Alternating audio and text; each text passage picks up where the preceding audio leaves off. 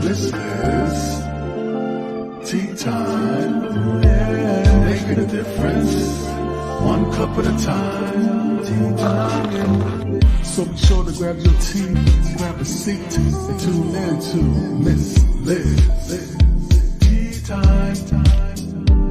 Making a difference. One cup at a time. Tea time, yeah. Tea time.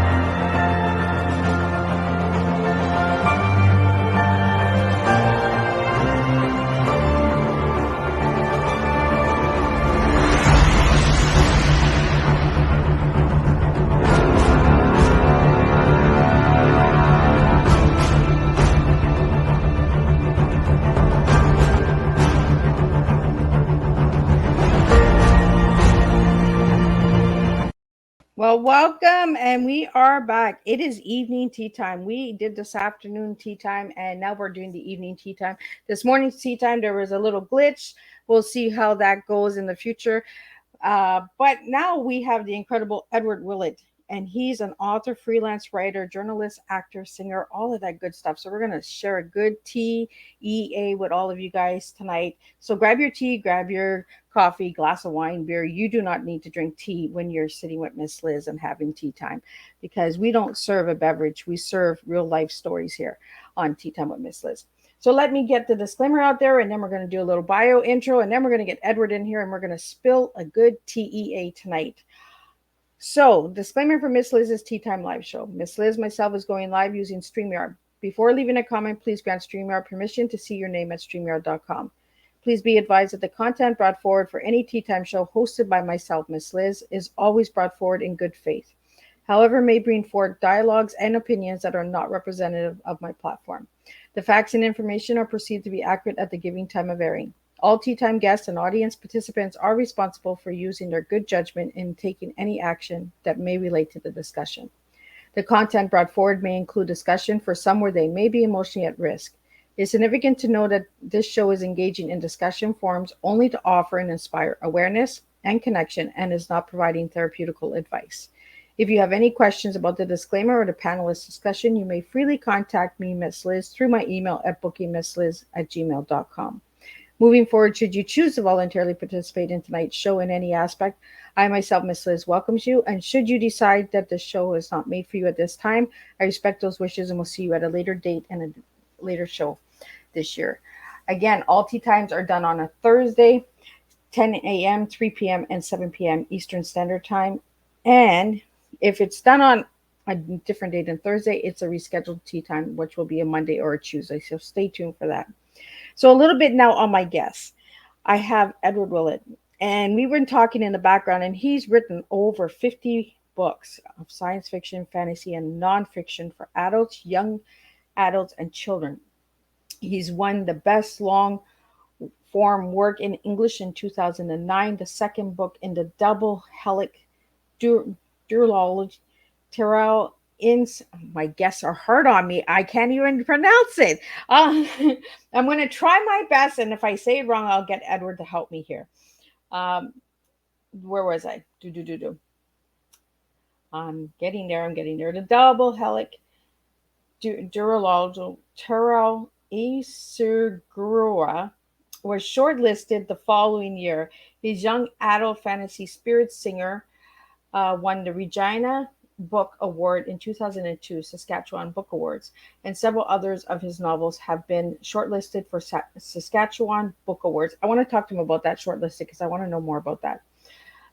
Ed's eighth book for Daw, D-A-W, The City Born, came out in July, and he's currently working on a new fantasy series for the adult entitled World Shapers. Other recent titles include The Mask of, again, Ag, Agma Trilogy for doll, written as E.C. Blake. Flames of Naviania. Oh my goodness, I'm having tongue twisters here, Edward. Oh my goodness. I'm going to have to get him to say these books because I can't pronounce them, and I'm so, so sorry. Fantasy from Rebel Light Books, and the five books, Shaw of Excalibur. Oh, I got that word. Yao fantasy series for couture books of which doors into fa- Fabia fairies. I'm going to get him to say it. The concluding volume, like the second book in the series, Twist of the Blade, has been shortlisted for a biology to history. His most recent is Government House, Regina, Saskatchewan, and Illustrated History. And for more on Edward, we're gonna get you to check out my Facebook page, my Instagram, and all that good stuff. And I'm gonna get Edward to come in here and share some of these words because I really don't like. I find that I'm making a butcher out of these words. So I'm gonna get Edward to share these stories with all of us. So let me pop them in here. Welcome, Edward. I am so, so sorry. Like I'm just like, what? How do you say that? Yeah, that's one of the hazards of writing science fiction and fantasy, I guess. That's kind of an old biography too. It was about 6 years in the past at this point, so there's a lot more since then. So. Oh wow. So there's a lot more science fiction words that I probably couldn't even pronounce, correct? Actually, the last few probably weren't too bad. There was World Shaper, so that was easy. The Moonlit World, that one's easy. Master of the World. So my last few titles, The Tangled Stars was my most recent one. So those titles were much simpler. You happened to pick the hardest ones with I the know, weirdest right? names. Right at the top. I'm like, what? What are you saying here? Yeah, Marseguero and Terra Insegura are both Portuguese of all things. And then, of course, Masks of Agrima, that's just a made up fantasy word. And Flames of Neviana, that's another made up fantasy word. So. That's why I can't pronounce them because they're made up words, guys. So I don't feel so bad now. So Edward, where did you come up with these words? Because I'm just like, I don't even know how to say it. Well, I don't know. When you're writing, I mean, I've been a science fiction fantasy reader from a very early age. The very first short story I ever wrote, I was 11 years old, something to do on a rainy day, and it was I was about 11, probably a little, might have been 10. It was called Castra Glaz Hypership Test Pilot. So I was already making up weird names because I had it from having read science fiction as a kid. I thought, well, of course, everybody has weird names in science fiction, so I thought I had to make up weird names.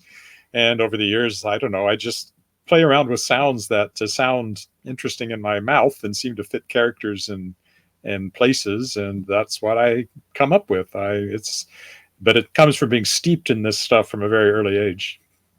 Well, you really got my tongue twisted. Like I'm just like these are like tongue twisters. I can say it 5 times even if I try one time. Like,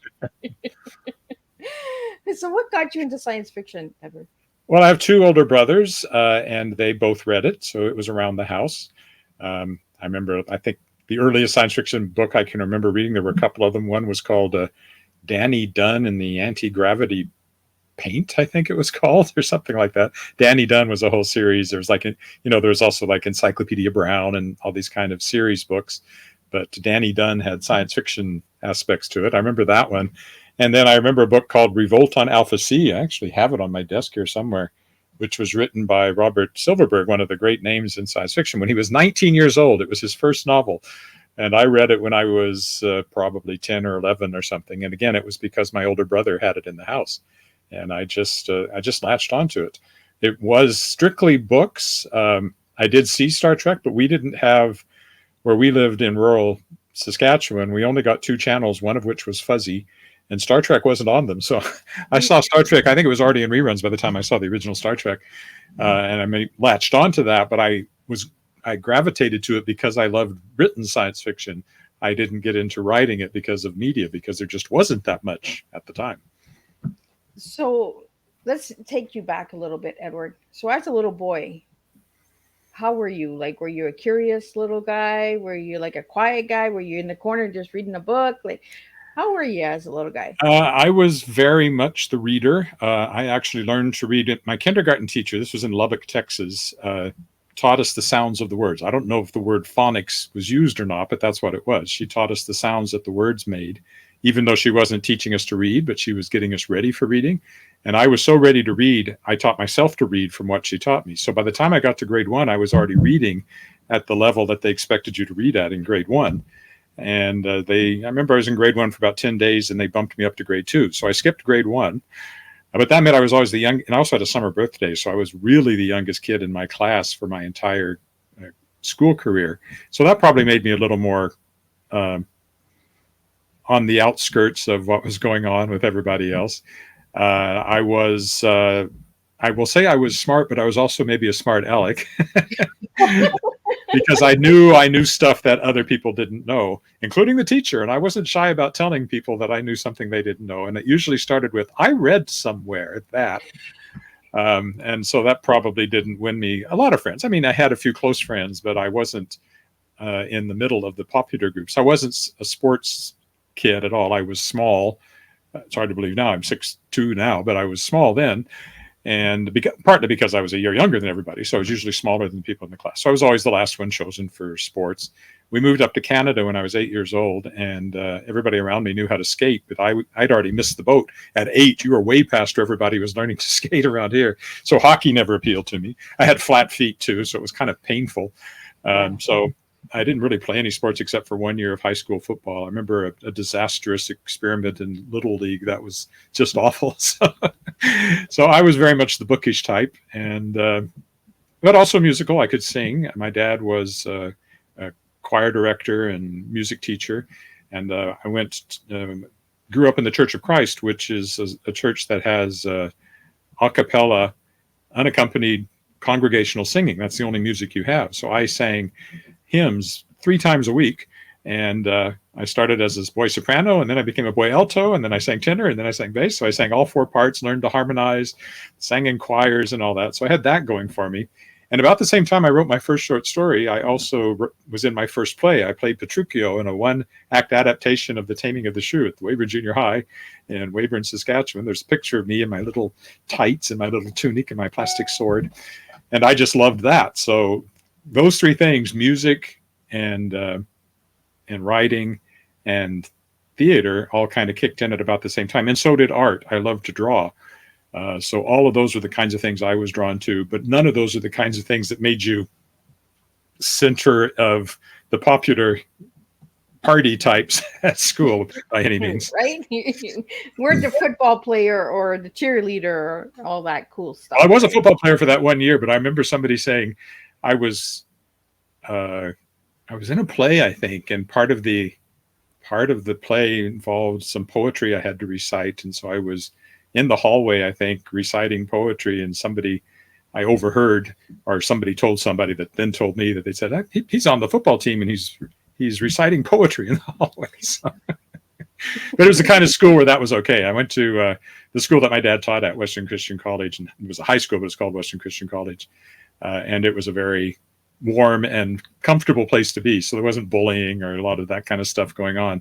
So I was perhaps a little weird, but not ostracized like I might have been at a giant public high school. So you're originally from New Mexico, if I remember right.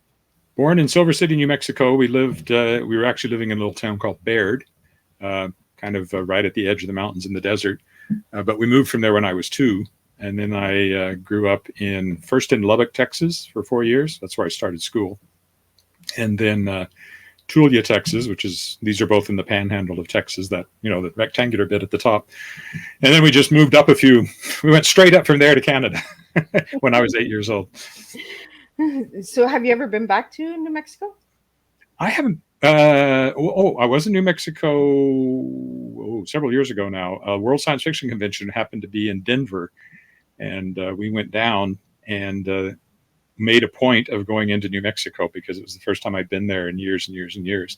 And when we came over the pass into New Mexico, it was all dry and kind of a drought in Colorado. But when we moved into New Mexico, on the other side of the pass we came over, had rained and it was green, and there was even a rainbow in the sky welcoming me back to the land of enchantment. So I felt, yeah, my mom always said that New Mexico was her favorite place she'd ever lived, and I really enjoyed the visit that we had there. We were in Albuquerque, I guess. No, Santa Fe. Santa Fe? Albuquerque. Santa Fe. We were in Santa Fe. So is there any special recipes or anything that your mom made as a child that you still do?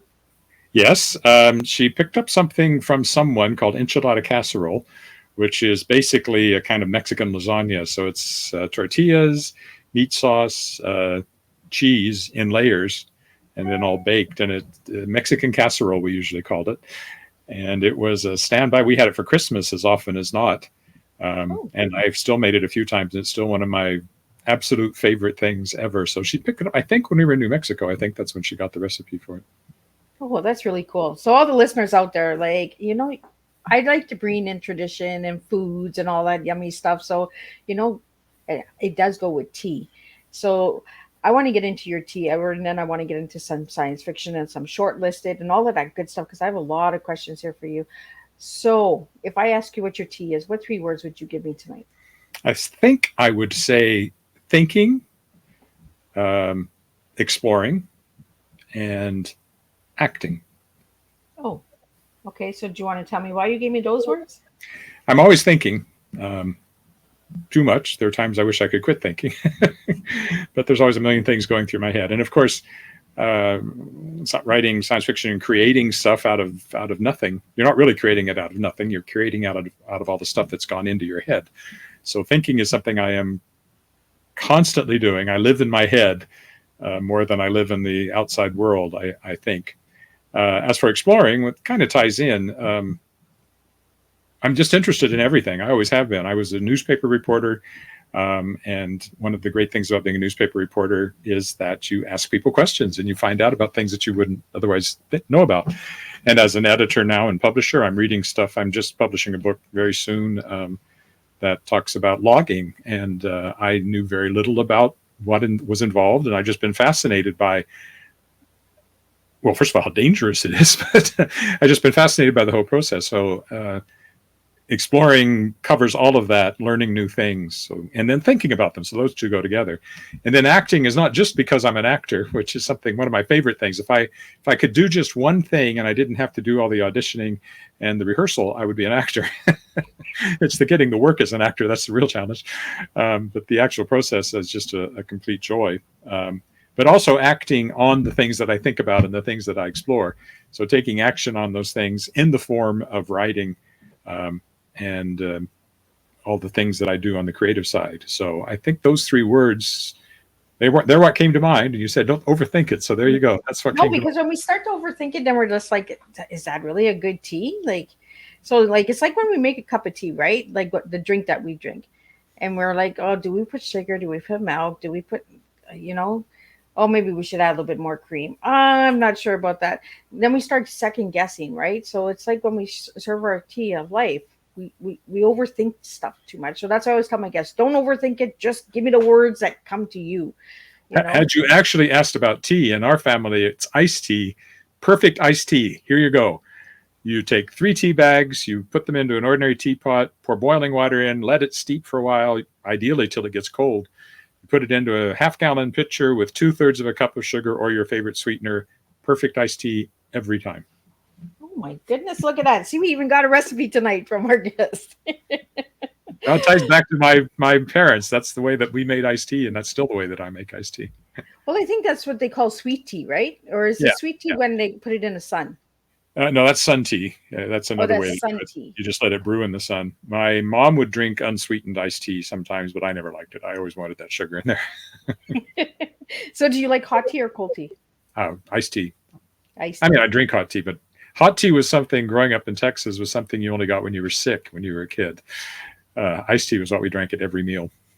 See? Not breakfast, but every other meal. Yeah, I just like cold tea. Like I started off hot, but I end up drinking it cold. I find it tastes better when it's cold. Iced tea is the way to go. Yeah, I'm gonna have to try that recipe. Well, thanks for that recipe, Edward. So I want to get into, you've written over 40, over 50 books. And when we were backstage, you were saying maybe over 60 now. Yeah, I can't. It So, depends on how you count them, but it's something like that. so out of all of those books, what was the one that gave you the most challenge?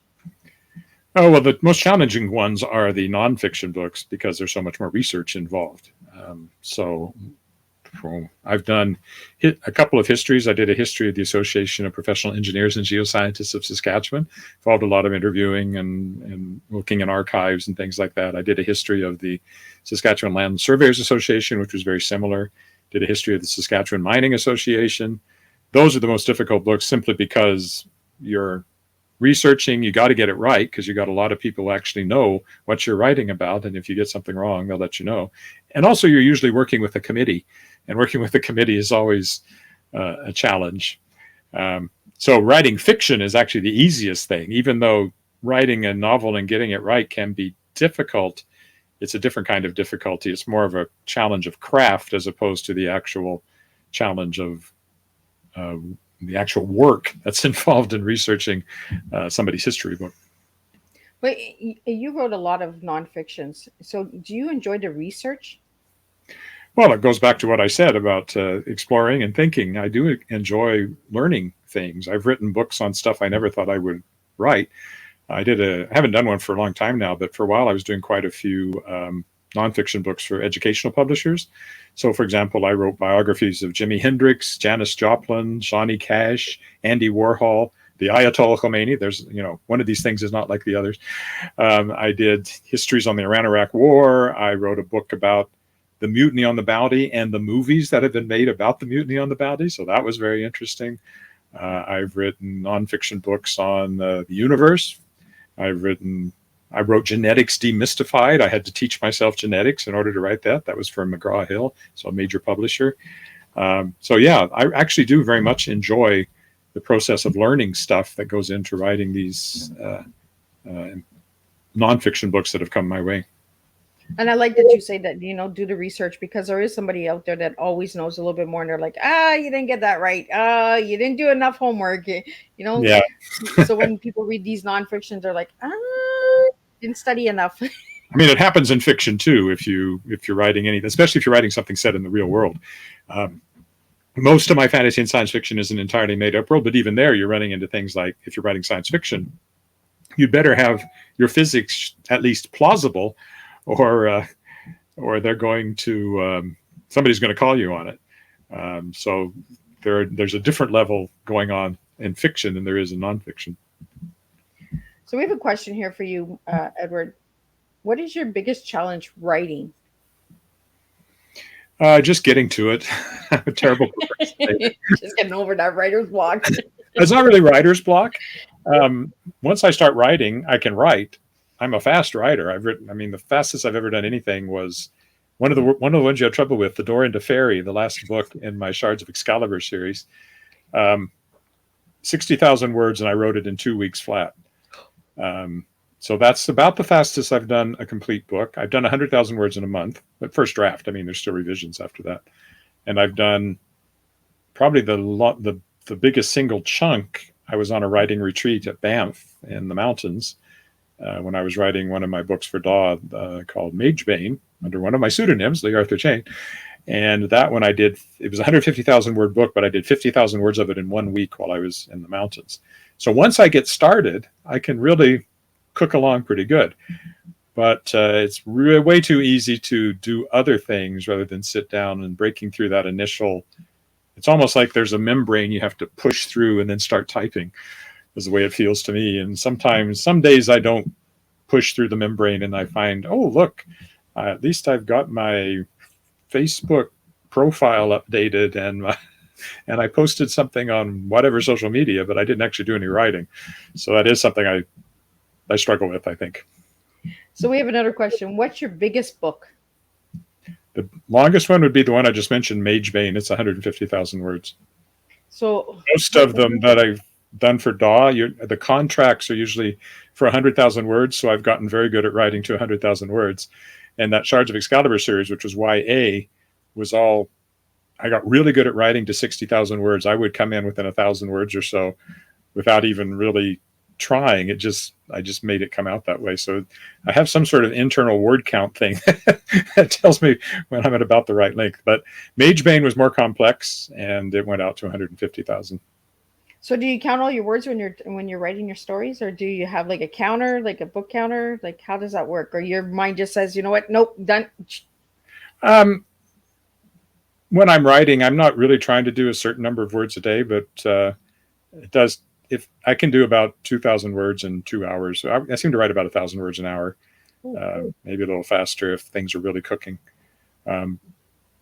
But yeah, I just look at the counter on Word when I get to the end of the book, and that tells me how long it is. Even though I've been contracted for the ones I've done through DAW Books at 100,000 words, they don't. It's not like that's a hard and fast thing. That's just something to put in the contract. The editors there have always said. My editor, Sheila Gilbert, who's retired now, unfortunately, has always said the book is the length that it needs to be. So Magebane was contracted at 100,000 words and ended up at 150,000. And most of them have gone a little over 100,000, I think. Wow. And how long does that take you to write? Well, as I said, the fastest I ever did 100,000 words was in a month. The month of August in 2015, probably. Second book in the Masks of Agrima series was a trilogy, was Shadows. And I started writing it on August 1st and I finished it on August 31st, the first draft. So that's more typically, it's probably about 3 months to write the first draft. And what's your shortest book? The shortest one I ever wrote was probably what was it called? It was a little book about what is the Milky Way? That's what it was called. And it was a book about, astronomy and black holes and fun stuff like that. But it was written for first to third graders. Oh. So that was the shortest book I've written, I think.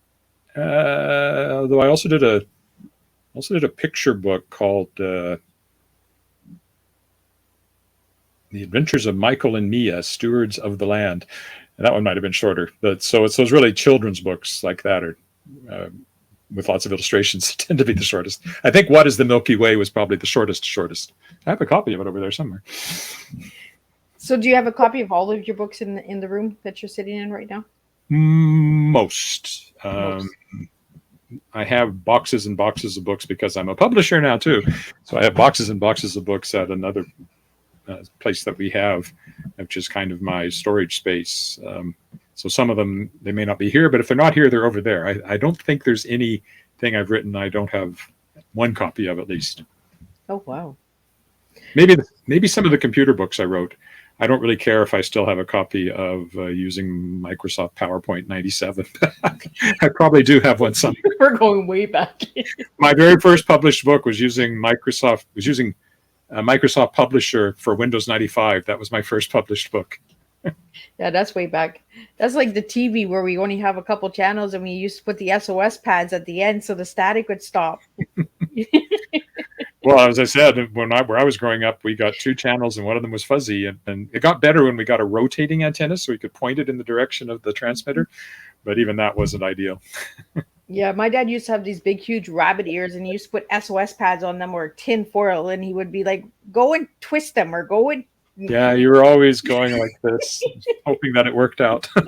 And we did not dare say there's nothing on TV because there's only a few channels to watch. So you watch what was on. Pretty much. So I want to get into the shortlisted. So for anybody that doesn't know what that means out there, what does that mean, Edward? Well, most awards will have announce a short list from which the finalist is drawn. So there's usually about maybe 5 or 6 books that are shortlisted, and then that's nice. I mean, it's an honor just to be nominated. It's like being a finalist for the Academy Awards or the Emmys or something when they say, and the nominees are. That's basically what it is. So usually it depends on the award. In this case of the Saskatchewan Book Awards, there are 2 judges for each category from out of the province because we're only 1 million people and everybody in the writing community pretty much knows everybody else. So the judges are from out of the province. They go through everything that's submitted, and that's usually, in Saskatchewan, there's probably 90 or 100 books that are submitted every year for the awards. And then they decide whether or not to shortlist them. They also decide who wins. So by the time they announce the shortlist, for those awards, the winner has already been chosen, but you don't find out until the actual awards ceremony. Other awards might work differently. There's the Aurora Awards. I won for Marseguro. I won the Aurora Award for that. And I won another one for my podcast. And I've been nominated, shortlisted a few times. That's a voting process. So fans, science fiction fantasy fans in Canada, can nominate. You have to join the Canadian Science Fiction Fantasy Association, which costs you all of $10. And you can nominate and vote for Canadian science fiction fantasy. So first there's a nomination process, and then the ones that get the most nominations are the ones that make the final list. And then there's a voting process, and people will vote on that final set. So that's a bit different from the juried awards, where typically the jury has already made the decision, but then they've put others on the short list. They announce the short list, and then the winner gets announced at whatever the official announcement date is.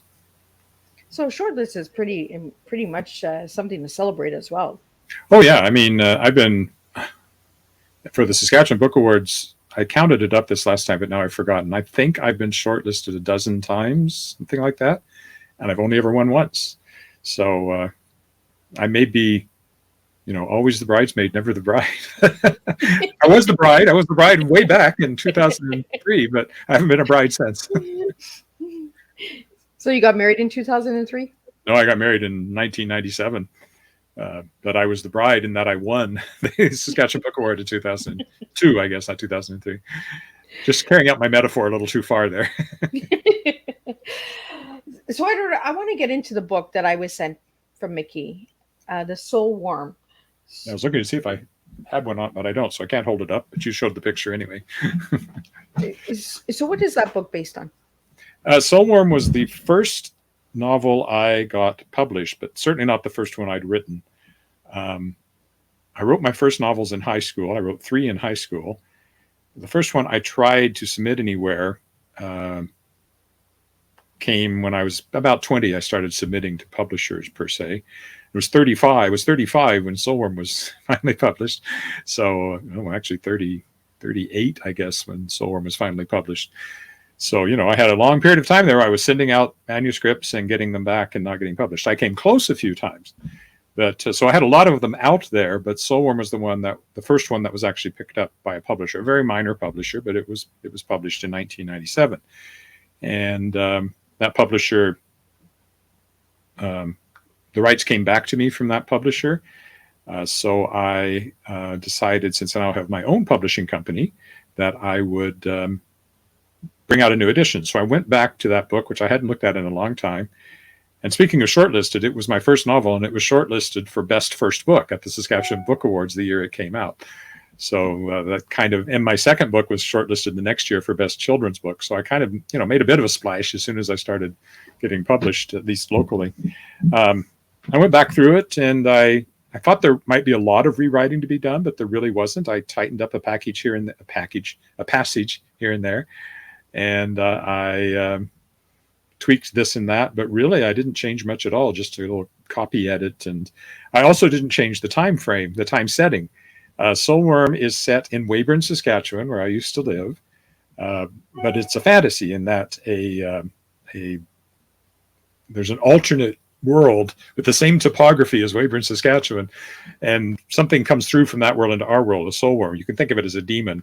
And then this sort of young priestess from that world also comes through. Only her mind. None of these things are physical. They're just disembodied. She comes through. And so the soul worm ends up possessing this young woman as teenager in Weyburn. And the priestess ends up inside the head of another young woman, the best friend of the one who's been possessed. But at first she can't do anything. She can't even communicate with the girl she's in. So this girl, you see part of it through her eyes, and she sees that her friend is acting really strange because the soul worm is trying to build up to some explosion of violence, because that's what it feeds on, is violence and hatred and all that stuff. And if it can get to a certain level, a certain explosion of violence, it will be able to reproduce, and then it will run rampant over the earth and end of the world scenario kind of things. And so that was the premise. It was all set in 1980s in Weyburn, and because that's when I wrote it. And then it wasn't published till 1997. But when I went back and looked at it, I thought, you know what? Stranger Things is out there, and people like stuff set in the 80s. So I didn't see any reason to change it. I left it set in the 1980s. There's some advantages to that from a writing fantasy and science fiction point of view, in that you don't have to deal with cell phones and texting. Because if you think about things like Buffy the Vampire Slayer, there's so many of those stories that wouldn't work if they'd only been able to text each other. Oh, I'm in the library and there's a vampire attacking, but they couldn't communicate. And so that's the only way those stories work. And that's kind of similar for Soulworm. So I decided it was nice to leave it set then. I didn't have to update anything. And yeah, I was just happy to get it out, and hopefully it'll find a few more readers. Also, I hated the original cover, so I was able to put a cover on it that I liked much more. So how did you come up with the cover? I had an image in mind. That cover is a mixture of AI and stock images. It's a composite of several things, but I was able to create the image that I had in my head, and I think it worked out pretty well. It's just a teenager with she's wearing sunglasses, and you can see flames in the sunglasses. She's watching something burn, and that ties in very much with the way that you fight the soulworms is with fire. So that's I just like the image, and then I used a Stranger Things font for the title. So.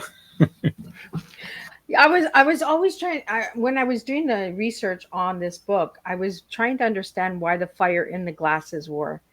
But like you just said, the fire was what destroyed the soul worm.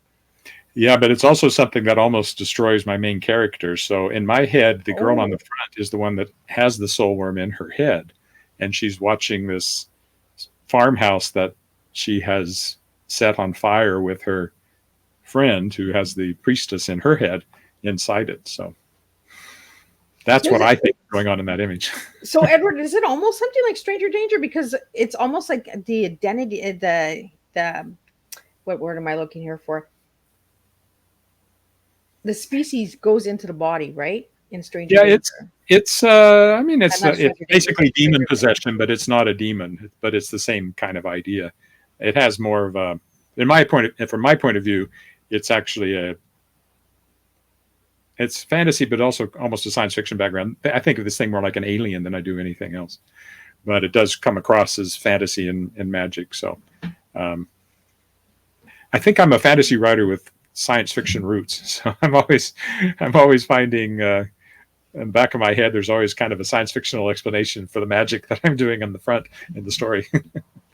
So in a lot of your books, Edward, is there a lot of transporting from bodies? Like, do you... No, I think that's the only one that has people inside other people's heads, I think. So your other books, what kind of science fiction are they based on? Aliens? Everything. I mean, going back to the beginning, my first published one was Soulworm.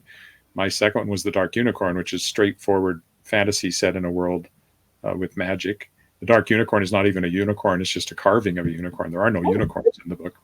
That one's kind of funny because the title came from my niece long time ago now. We were looking, it's so long ago that these movies were on RCA video disc, not on tape or on DVD or anything like that. And I had a collection of them, and what would you like to watch? And two of them I had were The Last Unicorn and The Dark Crystal, and she got them mixed up and said, let's watch The Dark Unicorn. And I wrote a book because of that title that she put in my head. So that's where that came from. But that's straightforward fantasy. Then after that, it's straightforward science fiction, Andy Nebula, Interstellar Rock Star. So that's far future space, but also involve music and performing. It's aliens and drugs and rock and roll in the far future. That's what that one is. And then my first novels for DAW were both science fiction. Mars Segura and Terran Segura are far future. They have genetically modified humans. There's no aliens in there. Then I went to fantasy with Magebane, which has magic, but again, there aren't even any monsters or anything in that one. It's just some people have magic and some people don't have magic. And there's also a steampunk element because there's airships and things in that one. Masks of Agrima was straightforward fantasy with but an interesting magic system where magic is something that adheres to ore that you mine from the ground. So they're actually magic mines where you mine magic, and only some people can use the magic and others can't. And everybody's masked at the age of 15, and that's where the title comes from. So that the autarch, the ruler, can see, his guards can look at your mask and see if you're a threat or not. So you have to wear a mask all the time.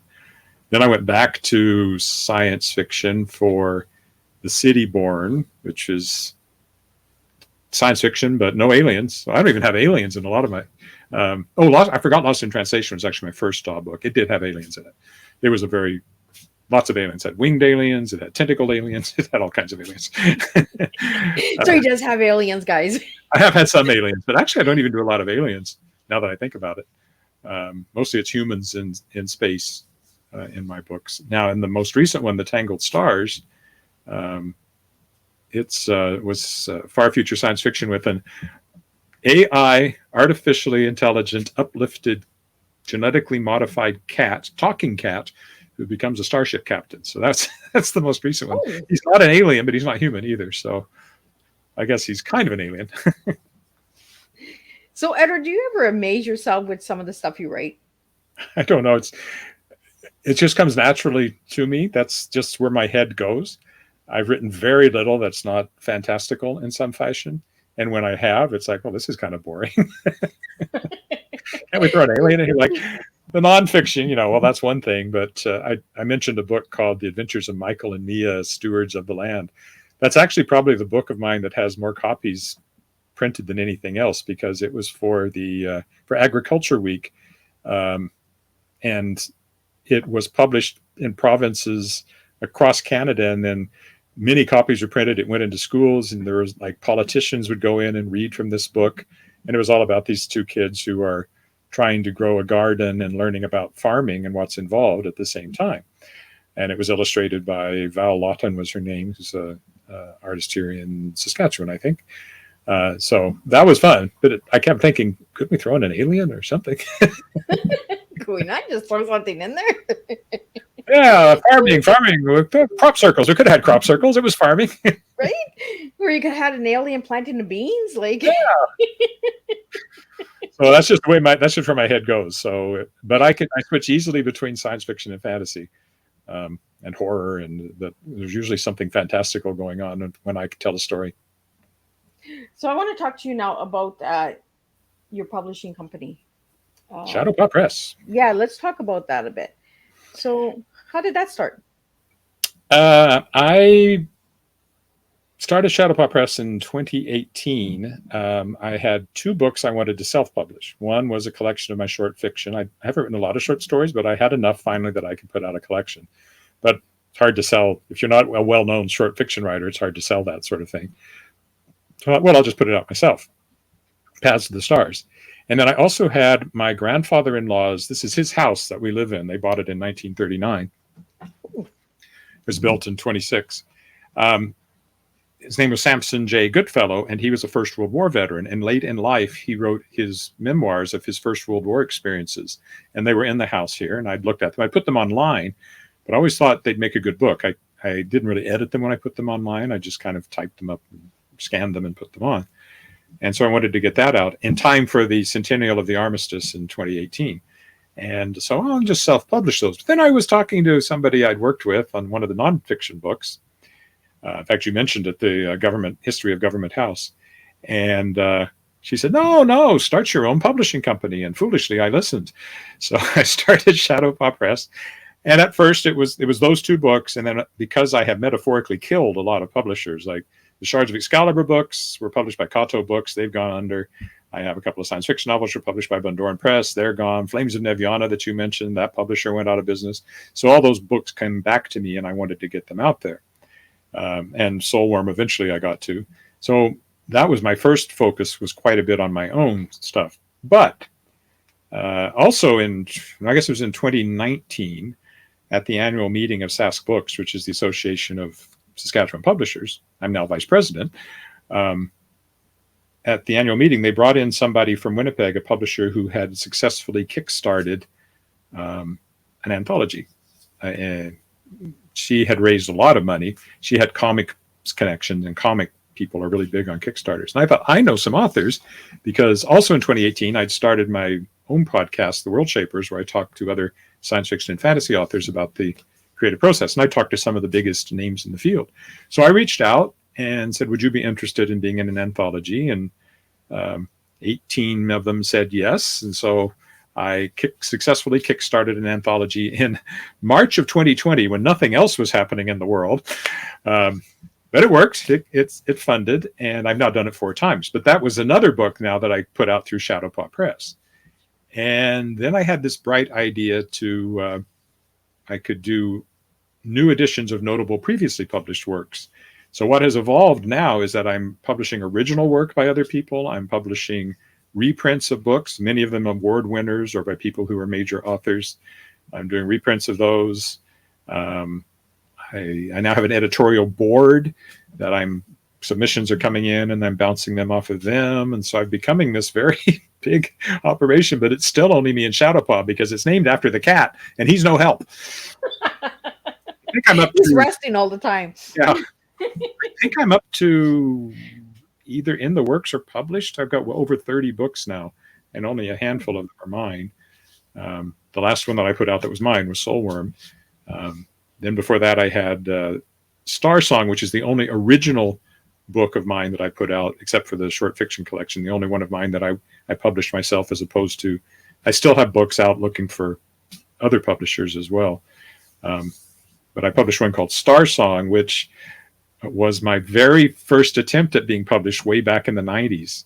And I came very close to being published. That book came very close to being published in the 90s, but it didn't.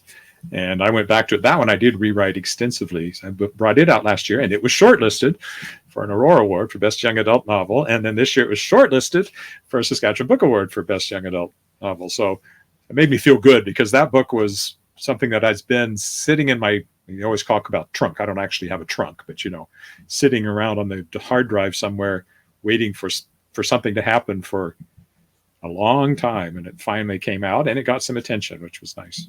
But again, that was something I could put out. The advantage of having my own publishing company for myself is if I can't find a home for something of mine, I now have a place to publish it with proper distribution and everything else. So it's a step up from, just throwing an ebook up on Amazon. Although some of those ebooks on Amazon are selling way more copies than what I'm publishing, but hey. Yeah, but it's almost like, social media, people buying followers and subscribers, Yeah. Are people really reading these books? That's what I always wonder. Like, are you actually reading the book or are you just buying, like, when you did a 99-cent sale, are people really just paying the 99 cents support, here's your support and the book goes on the shelf. Yeah, it's very imponderable to know exactly what's going on. So you mentioned Kickstarters, Edward. So for the viewers out there that don't know what Kickstarter is, could you share a little bit on that?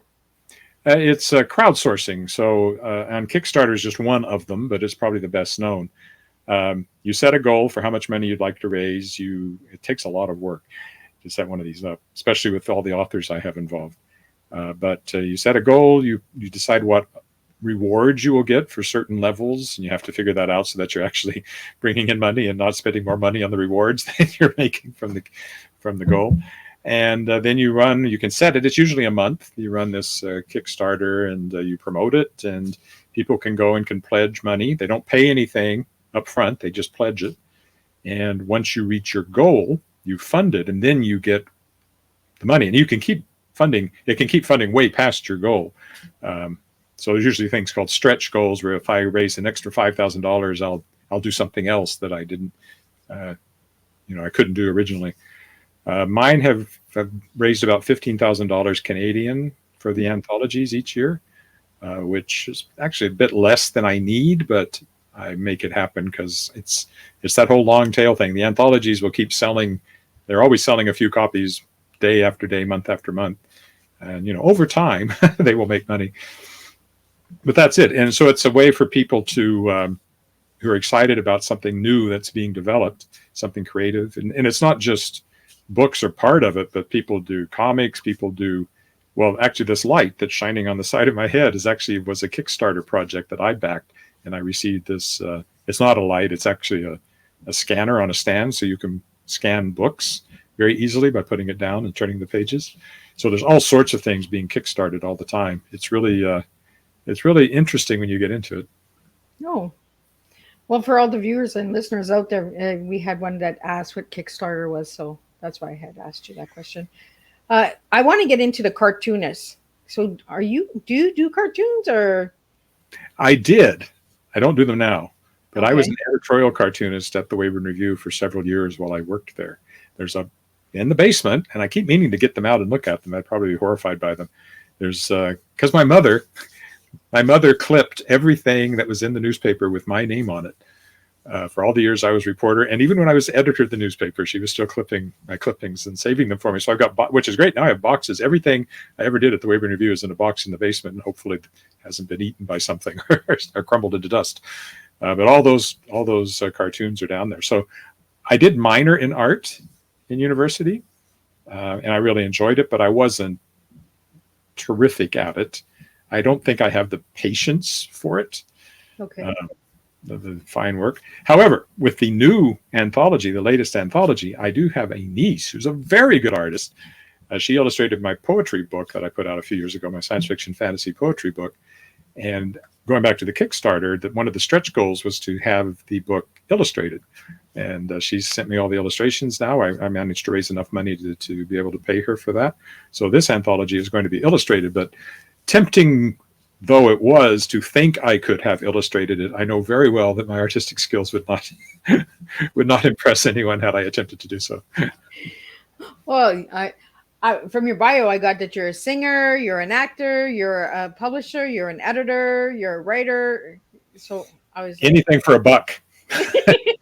Actually, right. far too much of that stuff is done for free, but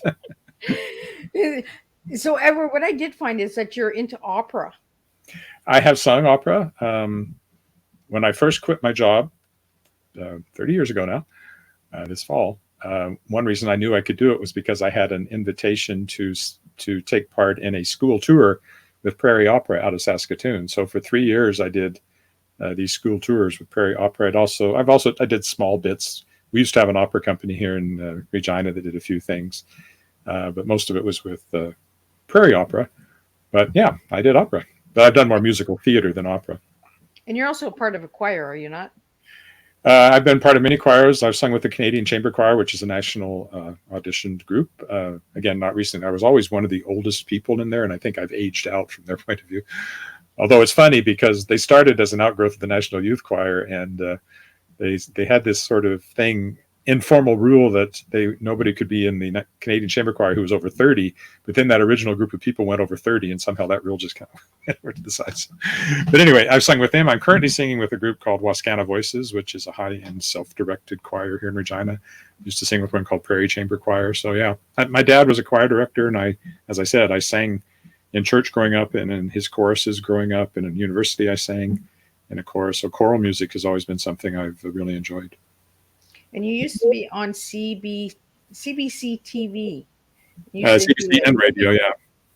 Canadian Broadcasting Corporation, that's our national broadcasting corporation. And yeah, I was on the afternoon edition radio program here in Regina for 17 years, doing a science column every week where I talked about the science of everyday things. And for a couple of years, I was also on a national TV program called What on Earth, doing something similar. So yeah, I've done that. I've hosted my own TV program, my own radio program, host a podcast now. It's The Voice, you see. So when you were on the radio, was it music or was it a DJ? Like, did you have your own talk show? How It was basically an interview show like this. There were 3 of us, I think, that originally started it. And in my head, I ended up doing it longer than anybody else. But it was interviewing people about arts-related things, music and dance and theater and all that sort of stuff on local community radio. And then the TV show I hosted was called Net Talk, and it was a computer program that about 10 years I did that, a phone-in show. But that was funny because I was basically just the traffic controller because I had the real computer guys sitting. Sometimes there was one on either side of me, so it'd be, oh, that's a very interesting question, Bob, that sort of thing. And then Bob would answer the question because I didn't know. So it was really engaging radio talk show. Yeah. So we're almost at the end here. We got 5 minutes left. So I want to get into, I asked you your favorite color and you gave me red. So why red? I'm not even sure that's true, but that's what came to mind. And you don't want to think about it too much. I don't know. It's warm. It's exciting. It's vibrant. and it stands out in a crowd, and you'll make bulls chase you across the across the Make it pastures. run. So it gets you exercise as well. And I also asked you, Edward, what one word to describe yourself, and you gave me the word curious. Well, I think that goes back to what I said at the T, the thinking and exploring. I'm just curious about everything. I want to know. I want to know everything about everything, and I know I can't. So that's really annoying. But although some people would say that I pretend I know everything about everything. That goes back I to just see you as this curious George monkey. something like that. Yeah, goes back to being that kid that always said, "I read somewhere that." So, what message would you have for anybody out there that would like to become a science fiction or fantasy writer? It's the same. The only advice, and it's the same advice and has been forever, is read. You have to read, read, read. You have to read science fiction, fantasy. Uh, Watching the media, it's not the same as written science fiction, fantasy. There are people that get into writing from watching, the TV shows and stuff. But often the TV shows are based on stuff that was written a long time ago. So you have to read and then you have to write. I mean, there's no two ways about it. You read and then you try to do what you have seen and what you've read and do it yourself. And you write and you write and you write and you write and you write and you write and you write and you write. You learn to do by doing. And everything, and writing is, I think it's Stephen King has said in his book on writing, which I highly recommend. It may have been in there where you have to write about 500,000 words before you write anything that's really publishable. He just picked that number out of thin air, but I certainly wrote at least that many before I actually sold anything. So, what is your favorite science fiction movie Movie? Of all time? of all time? Well, of all time, it has to be Star Wars. That just blew me away when I saw it back in my college So days. what is it about Star Wars? It was the first movie that really captured believably what was in our head from reading science fiction. I mean, Star Trek on TV was one thing, but the special effects were so, even for the 60s, they were fine, but they were what they were. But in Star Wars, we were seeing things that we would never have believed we could ever have seen on the screen. Now, these days, of course, one of the great things about computer generated imagery is that I'm watching, things like Foundation and Dune and things like that, and the various Star Wars TV shows and superhero shows, and One Piece right now we're watching, and all that's a lot of that stuff is computer generated. You can put anything on the screen. So we're used to that kind of spectacle, and you don't. Oh yeah, there's an ancient city that's 300 stories tall, and there's our guy flying down from the top. Oh yeah, sure, whatever. But when we saw it in Star Wars, we had never seen anything like that, and that's what really. I must have seen that movie a dozen times even before I had a recording of it. So. And who was your favorite character? Someone wants to know. In Star Wars? Well, I liked Han Solo, but I probably related to Luke. And he's the Main character. That's not too surprising. I'm trying to go back. Although I had a friend who really was into Darth Vader, so hey. I think the one that I liked was R2D2. Oh, well, yeah. If you're going to go into the robots, well, sure. R2D2 is everybody's favorite robot. I just found that he was always asking these questions, right? Well, he mostly went beep, beep, beep, beep. C-3PO was the one who talked. Yeah. Oh, that's the one. Yeah. R2D2 was the little robot that beep, beep, beep, beep. And he's the animated trash can. Understand his language. Yes. Because there's got to be some meaning behind that beep, beep, beep, beep, So Edward, I want to really thank you for joining me on Tea Time tonight. I want to thank the viewers and listeners out there.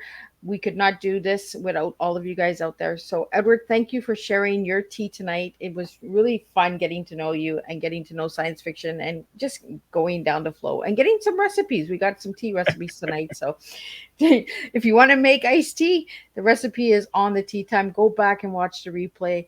Push hashtag replay. Let me know where you're tuning in from. And if you'd like to see more tea times, check out Miss Liz's website, www.misslizsteatime.com. Edward, before we leave, where can people reach you? I'm at edwardwillett.com is my website. I'm on Twitter at X at eWillett, Instagram at Edward Willett Author, Facebook at edward.willett, and on YouTube at Edward Willett. And on YouTube, you can walk around my hometown of Regina with me. I do live stream walks almost every day. Awesome. Well, thank you so much for that. So if anybody would like to do a walk with Edward, check that YouTube channel. I'll give it a quick subscribe. And if you do grab a book, leave a review because that does help the authors out there. So again, thank you again, Edward, for tuning in. Thank you, Mickey Mickelson from Creative Edge, for giving me this incredible guest tonight. I had a blast. And I will see everybody next Thursday, same time, same place, with 3 new TEAs and 3 new stories. And we just never know where Miss Liz is going to travel to next.